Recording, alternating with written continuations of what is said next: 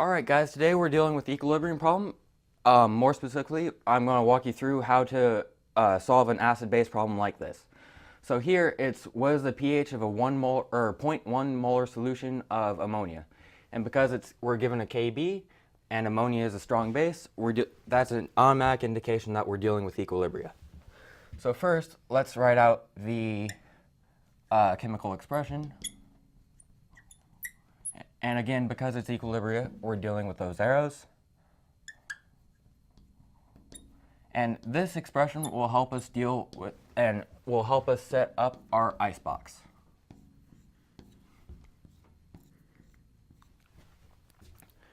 So let me switch colors here. At this point, our next step is usually to write out our K expression because we are given a K. And say we were finding a K, do the same thing. It will help you in the long run.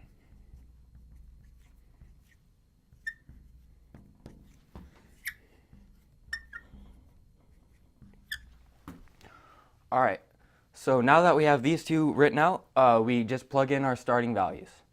So we know the initial solution of ammonia is 0.1 molar. So water is a liquid, so we can just ignore that column, and it doesn't appear in our K expression, so we can just ignore it. So because the problem mentions nothing else about the ammonium or the hydroxide that's formed, we automatically assume that we're starting at 0. So at this point, we know that once the reaction goes towards that equilibrium to establish the K, we're going to consume the ammonia and produce these two. However, we don't know what amount. That's what we're trying to find. So for simplicity, let's just call it X. So this is going to be 0.100 minus X, where this is, and because the change line stays the same, these two are just going to become X.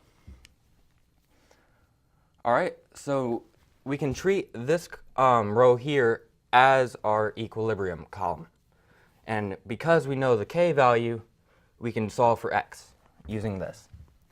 So we know our Kb is 1.8 times 10 to the negative fifth, which is the same as our ammonium concentration, X, times our hydroxide concentration, also X, divided by 0.100 minus X, or our ammonia concentration at equilibrium.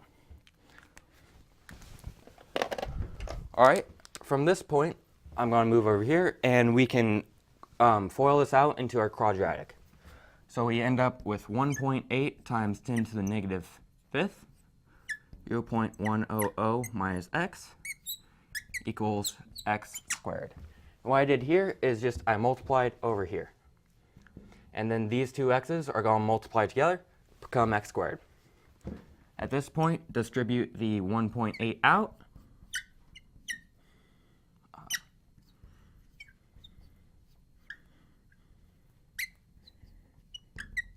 And subtract the X squared to the other side. Now this leaves us with a quadratic, which we can solve either using a calculator or the quadratic equation. And for time's sake, I solved this beforehand, and it gives us two answers. 0.00133 and negative 0.00135. Now, because we're dealing with concentrations, concentrations can't be negative. So this is obsolete, which leaves us one answer here. Now, because we solved for X, X is the concentration of ammonia and hydroxide at equilibrium. And we can use this to solve for pH. And it's a concentration because we started with a concentration here. So now we just solve for, we can solve for pH. Now, 14 is POH plus the pH. Now we're trying to find the pH, but we don't have a source of hydronium. But we do have a source of hydroxide, so we can find the POH of that.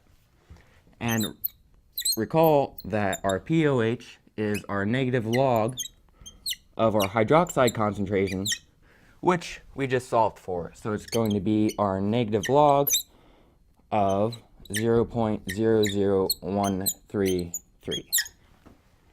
And that will give us a pOH of about,